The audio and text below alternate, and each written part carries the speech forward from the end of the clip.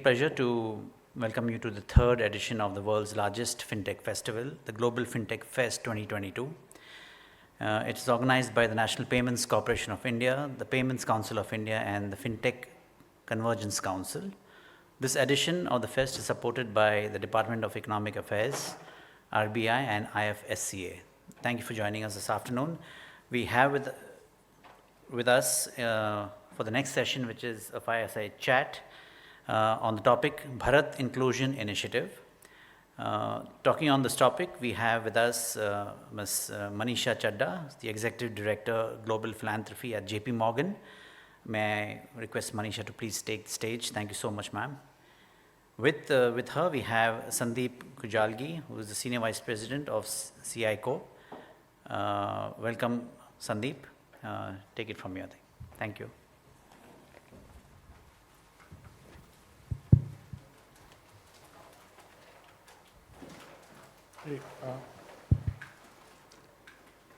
Hello everyone, and thank you for joining us today. I'm Sandeep, I'm with CICO. We are the innovation continuum that was built out of IIM Ahmedabad. We are an incubator, accelerator, fund and a research center that focuses on entrepreneurship. For the past few years now, we have been running the BHARAT Inclusion Initiative.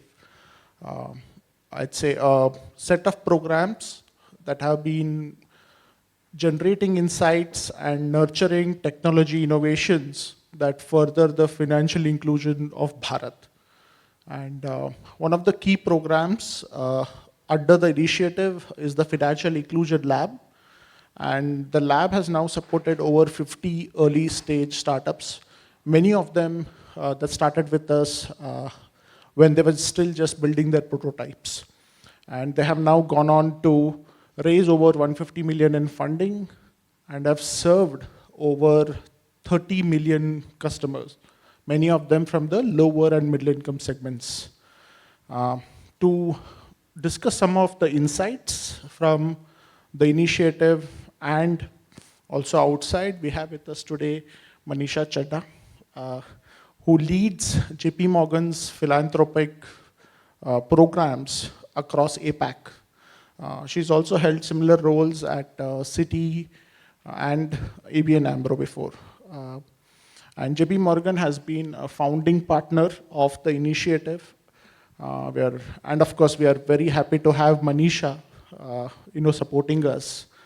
She brings with her immense experience as an observer and as a participant of the financial inclusion ecosystem in the country. Maneesha, glad to have you here. Of course, this is all about FinTech, but before we actually go to FinTech, I want to understand from you and get some perspective around how financial inclusion has played out in the country. You've been here for at least a couple of decades now.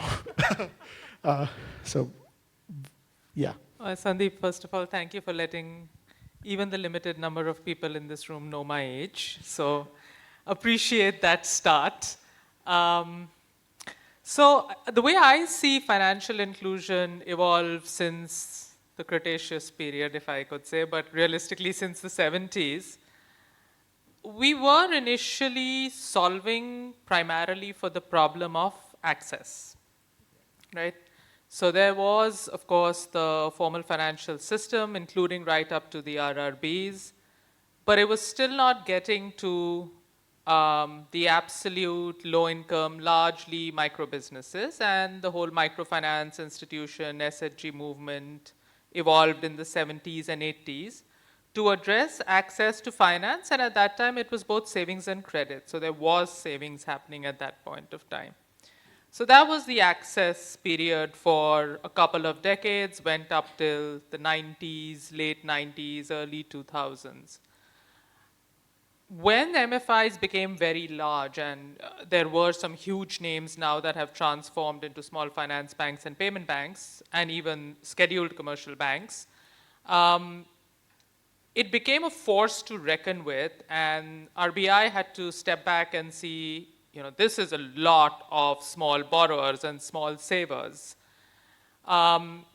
And so they stepped in and said, okay, you need to be regulated, and the whole concept of NBFC MFI came into play. At that point of time, we were still solving for the problem of access, except it was a different legal format, and savings was taken out of the picture to protect the small depositor. It was the whole Prime Minister's Jan Dhan Yojana that actually shifted the equilibrium on access. So access to the formal financial system needed to be no longer addressed, at least as far as savings was concerned, by a parallel microfinance system. Because of the shift, and then the small finance banks came into play, and I'm literally running through the timeline in my head. The small finance banks also changed the challenge to address, because access was sort of starting to be addressed in a very big way, at least the savings in the accounts. Small finance banks actually took up more significantly the issue of product. So we went from access to usage, but from a product lens. Now where we are, zooming ahead to today, of course, the small finance banks are still around and still solving for the issue. It's become an opportunity, I'd say, for experience. So we've gone from access to usage, and today we are looking at experience. And that's where sort of the ecosystem sits today, is what is the customer experience with the financial institution and the interaction. The question no longer is, do enough people have access to bank accounts? And you were there a couple of weeks ago at Gates Foundation on the Fintech discussion, so you probably heard a lot more about it than me. Yeah, I mean, access is fairly solved, but there's still a large population that still does not have access, and this is especially in the rural areas, right? And there are, of course, models in which they can be served, but while it remains for a majority of the population, you're right. It's more about solving for adoption, and adoption comes in only when the right products are actually built, which is also in a way what the Financial Inclusion Lab was focusing on, right? So we have people who have been building embedded finance, but building it not for the corporates, but for the small retailers there, a bridge to capital, a fund feeder, essentially working on that. We have folks who have been building for farmers and the agri supply chain, right, along similar lines. But what we've also seen is while there is access being provided, adoption is still seeing quite a few barriers, right? I mean, just want you to talk through to those barriers. What have you typically seen?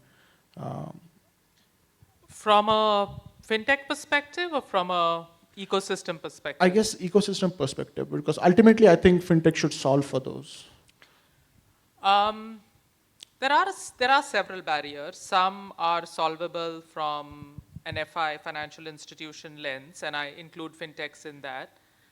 Some are not. So the ones that can be solved, as you articulated, in terms of I'd say probably stretching what you said in terms of limitation of access. I'd actually define that as access to appropriate and timely products. Mm-hmm. You can still get, a small farmer can still get access from a RRB for a loan, but it might take longer and it might not be the product that she or he wants in terms of its definition. So I think what we're solving for now is to some extent access, but more focus on the product type and what your experience is to get that product. Having said that, in terms of challenges, I think if you look at the fintech ecosystem, particularly the inclusive fintech ecosystem, I think scale is still a challenge. So we're doing a lot of interesting work through the lab, as you spoke about, but it's very, it's nascent, right? So that getting to that scale and for it to become transformational is going to take a while. We're still not there. I think also in terms of products that are available or that even fintechs are working on, it's a bit of trying to fit things in the wiggle room that they have. Right. It's not, you're not going in with a blank slate and say, well, I want to create this and I can create this. You can create the experience and the interaction, but the product itself is still a bit limited. So you're getting there, but about 75%, I'd say about there. And then there are the things which are sort of bigger ecosystem issues. I mean, we all know that women have been the largest consumers of, I'll call it small ticket finance, whether it's microfinance, SFBs, whatever, so on and so forth. But we've still not really solved for women's access to appropriate financial products. And we are some distance away from being able to even talk about financial health for women at large. And that's all the ecosystem, right? There are social barriers, there are cultural norms, there's a lot of things. And about a month ago, I was at an event that was talking about women micro-entrepreneurs and how do we further them. And literally at the end of it, it boiled down to that the aspirations are there, but it's been honed into women, particularly micro businesses, that tum kya karogi? You will not succeed, right? So the risk appetite is very low because of the whole cultural honing. So I think it's a combination. We can't expect fintechs to solve for everything, but at least a big chunk of it can be solved for through financial services. So, I mean, interesting points, right? I mean, there are product, there are, there's distribution challenge, there is probably even financial capability, and then I'll even call it, a societal mindset. Fintechs cannot solve for it, but I guess there are still a variety of actors, and I think we have discussed this. Different folks have been solving for different things. They're focused on different. The public sector solves for a few things. The private sector looks at something else. Foundations like you also step in some other gap areas. How have you seen, these different folks playing their different roles in solving for that ultimate goal, right? For me, the equation is fairly linear, but it's obviously a very simplified version. I think the private sector's role is innovation. That's what a private sector's role essentially should be. The government's role, given the size and diversity of our country, is scale. And I mean, I guess I don't need to tell everyone in this room, the government in India has done a brilliant job of laying the rails of tech. There's still, Mr. Chandrasekharan was talking about the optic fibers reaching villages in the next few months and so on and so forth. So the rails are all there, right? I think the job of the private sector, and that's essentially what fintechs are doing, are building on that. So how do you innovate? How do you push the envelope, leveraging the massive public infrastructure investments that have already happened? There's also an element of, particularly when we talk about inclusive finance, of empowering the users, right? I mean, people like you and me who deal with tech so regularly, it's intuitive. If the mobile banking interface changes, we'll figure it out in about 10 minutes, right? Try that with your parents. Highly unlikely कि उनको समझ आएगा. And these are, most of our parents are educated, working professionals. Yeah. Imagine when you go down to, a woman in her 40s in, I don't know, in Rampur. Very unlikely she's going to be able to figure out how to do this. So that's actually a softer issue which behind the whole glam of tech gets hidden. Now there is a role for private sector. So the government is doing its own thing, but the government is not going to be able to build capabilities, financial capabilities of individuals. It is the responsibility of the private sector, whether it's providers or foundations or innovations, to push that to get the consumer base up to being able to use the tech. So I think it's a very nice tango. And that's something the government very openly says, that we're laying the rails. Now go ahead, build, right? You've got so much happening. ONDCs coming up. I mean, UPI has been around for a while, and the whole plethora of the rails as such.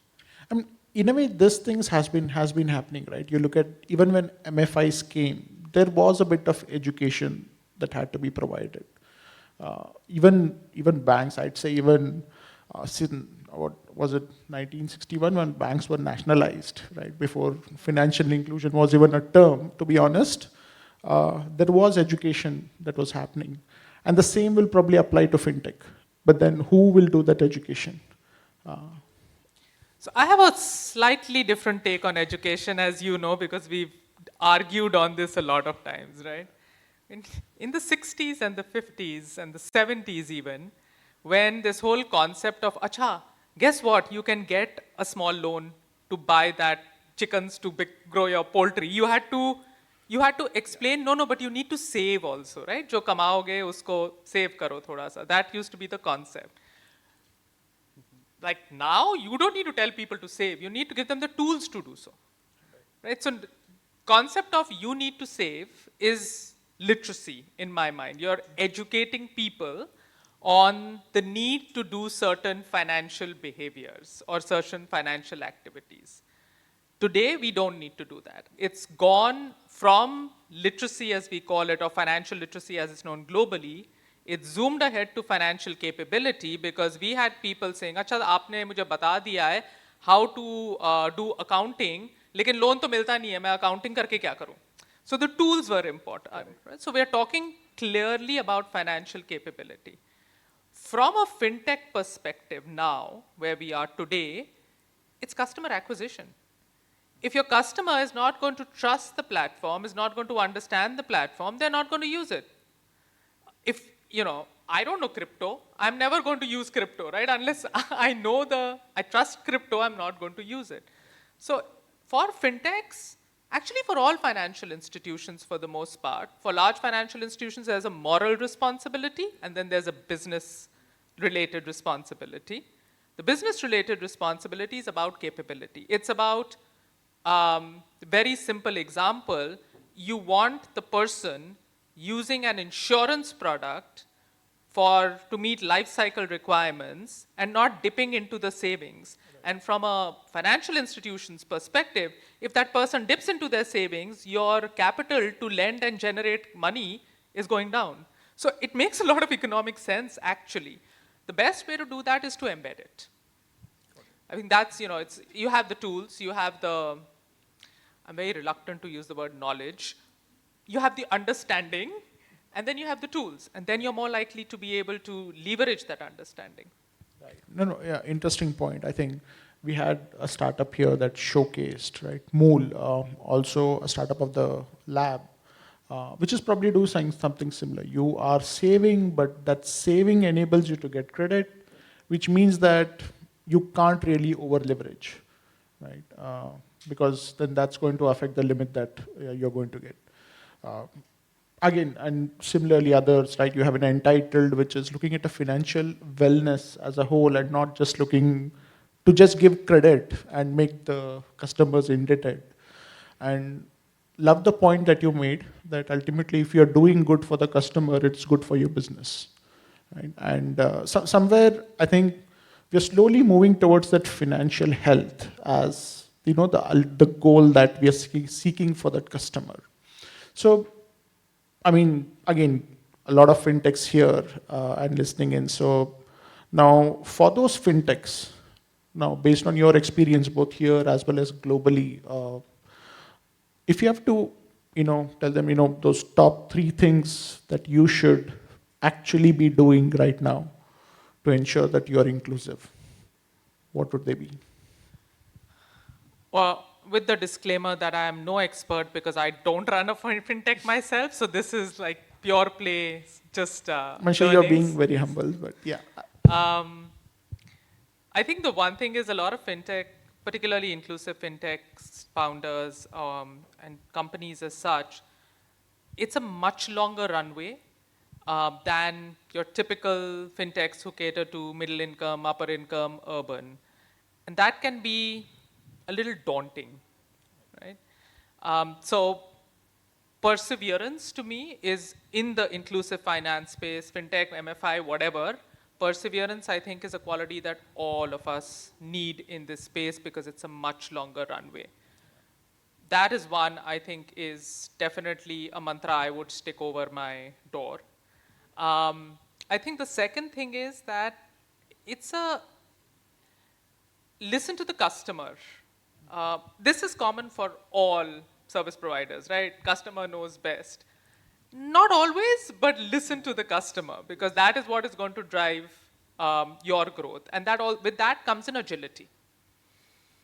When a lot of startups start out, they are It's a new idea. You wouldn't start a startup if you wouldn't start a new venture if it wasn't an innovation or something new or filling a gap, right? So it's a new idea, very exciting. You invest in it, you grow it, and then someone comes 6 months later and copies it.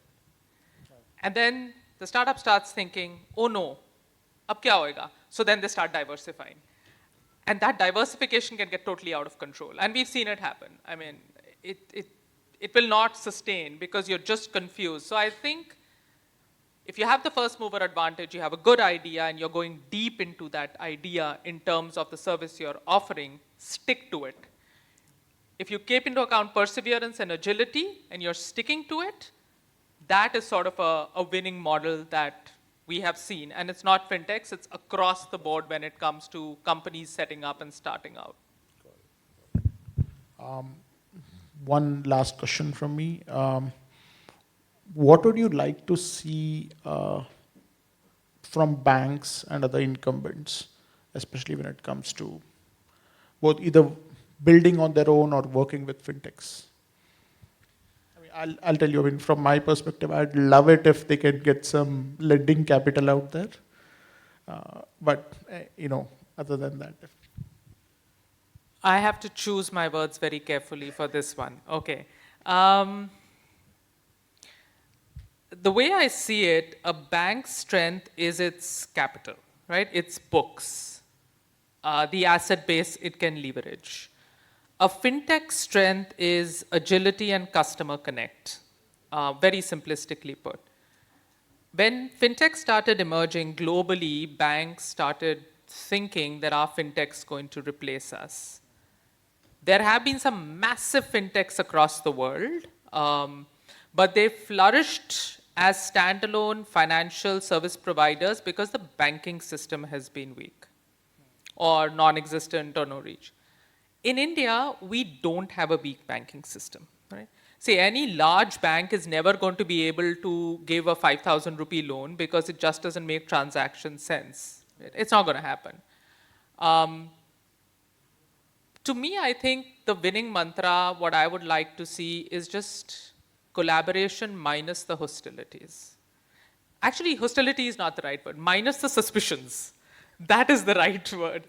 Fintechs are naturally suspicious of banks ki, they'll be acquired or their USP will be taken away. Banks are nationally suspicious of fintechs, ye hamara market le lenge because they are able to offer more snazzy interfaces and things like that. And it's such a pity. These are like two different beings that complement each other so well. It's a perfect marriage in my mind. Right. Minus the in-laws and the Bharatis which create the suspicions. But to me, ideally, just that collaboration where one leverages the balance sheet and one leverages the customer experience is ideal as such. And there will be acquisitions in the process. There are fintechs that have grown to become banks. So it's not like it's not going to happen. But for the masses, I think it's just leveraging off each other rather than, wondering ki dusra kya kar raha hai, or all of that stuff. Great, thank you. The Jugalbandi in a way. That's a nice way to put it. Yeah. But great, Maneesha, thanks a lot for your time. Thank you. Glad to have these insights. I'm sure there are a lot of insights that folks here have taken away. And thank you everyone for joining. If you have any questions, happy to take a couple of them.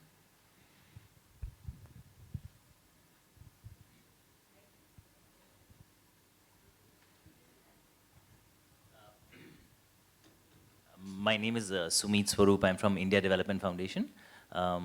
So we've done some work on the ground, not purely in finance, but a lot of work in education, health over the last 20 years. So my question is that, and we're increasingly now doing some digital work as well. So do you think with your experience that digital literacy goes hand in hand with financial literacy, or is there variation there? Is it going to be exclusionary if digital literacy goes hand in hand with financial literacy? I'll be honest, well, the short answer, the way you're referring to digital literacy, yes, it's a given. I just wouldn't call it literacy. I think if you're teaching someone how to use an Excel sheet, it's not going to help them be more efficient in terms of financial products and services. So literacy is a little sweeping, but I know what you're saying in terms of digital enablement or ability to use digital. it's a given. It's not possible to do it without enabling people to use digital.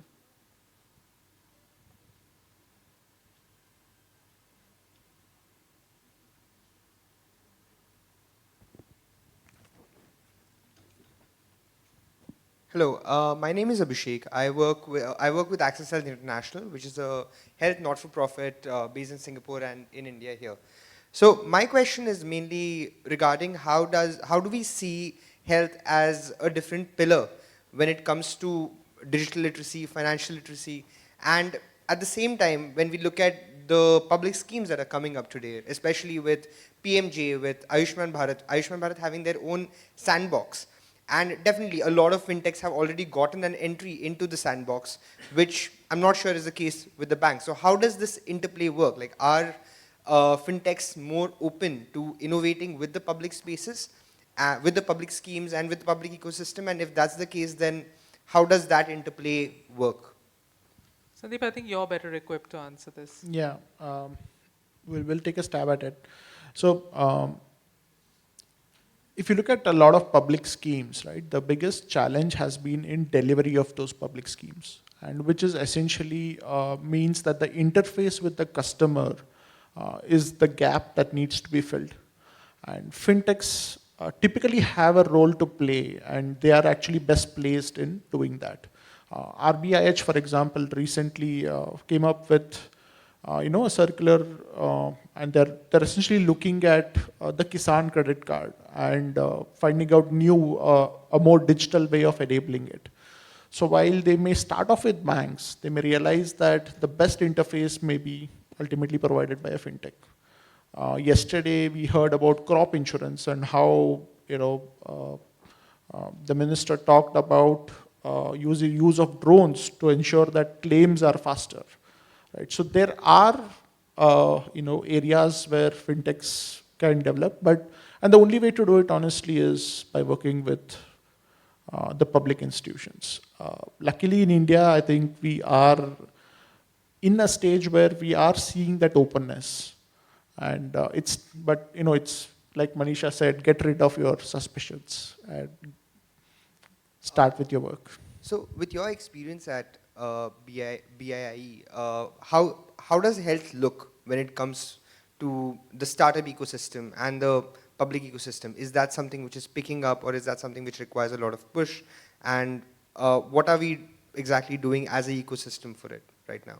So I won't go into the fintech space because again, Sandeep can answer that. But just to your first question on the health ecosystem. So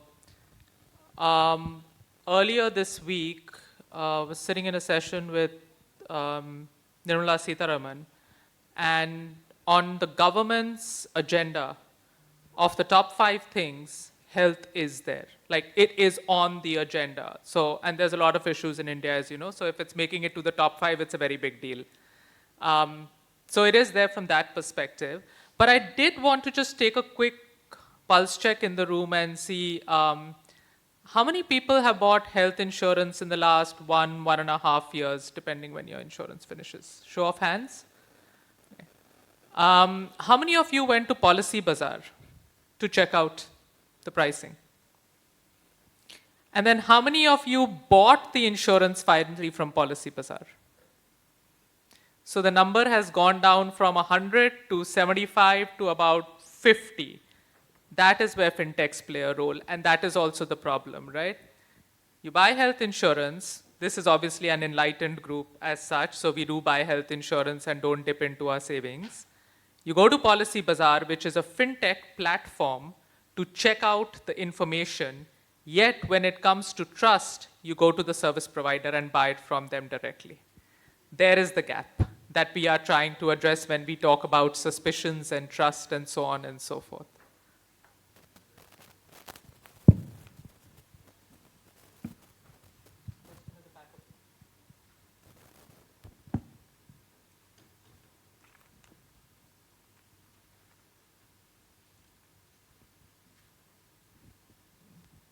Hi there, Neeraj Toshniwal from UBS, a research analyst. Wanted to hear more thoughts on the health ecosystem. Since you touched upon Policy Bazaar, Wanted an idea where the government is looking to, kind of engage in similar way of, having an insurance exchange and helping customers to buy, or any other fintech plan which they might, kind of come up with, which might integrate and help customers to have easy process of buying and then easy claim process also that will also require more trust towards these platforms. Sorry, not sure I understood, but especially when it comes to smoothing out this workflow, right? You have the Ayushman Bharat program itself. I know that the government has been extremely focused on building that, and there are a variety of activities happening under that, and all of these points that you mentioned, right, from automating insurance. Automating claims, I think they are very much integral to the program. And I think the government's focus has typically been there. So I think government also touched upon reaching out to missing middle in the Ayushman Bharat. Any progress you think fintechs can help over there? I think it's happening in a sense. For example, let's say Gram Cover, right? You have a fintech. We supported them with the first cohort of the lab, and they have actually been they used crop insurance as an entry. When it came to reaching out to rural markets, and then they have built upon that foundation to start delivering other insurance products to the same customer. And I think models like that need to come up, and it's really the private sector that needs to innovate around that. Sure, thank you. Thank you, Sandeep and Maneesha, for doing this with us.